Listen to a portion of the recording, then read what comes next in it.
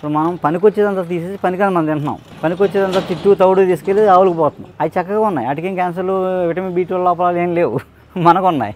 ఎందుకంటే మనం ఆ మధ్యలో ఉండే తింటున్నాం, పిండి పదార్థం తింటున్నాం. అలా ఎంజైమ్స్ పోతున్నాయి అన్నమాట. అది తినకూడదు తప్ప అసలు అన్నమే తినద్దంట. ఇప్పుడు లాజిక్ ఏంటంటే అసలు అన్నం తినదంటారు. అసలు అన్నం తినడం కాదు, అన్నమే తినాలి. మనం ఏమీ తినము, అన్నమే తినాలి. ఇది మంచిది అంటే ఇలా చేసేవాళ్ళు వస్తారు, ఈ రైతులు చక్కగా దంచి మనకి ఇస్తారు.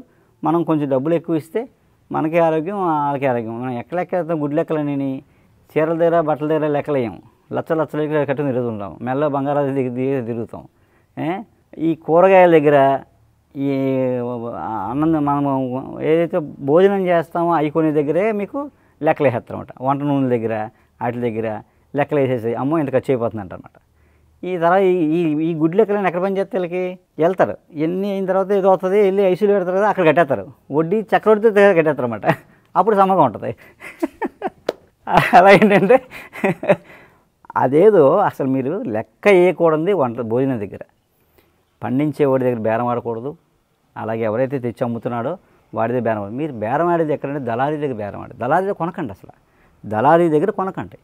అసలు దళారీ దగ్గర కొనకుండా ఎవరైతే పండిస్తున్నాడో వాడి దగ్గర కొనుక్కోండి. బేరం ఆడకుండా కొనండి.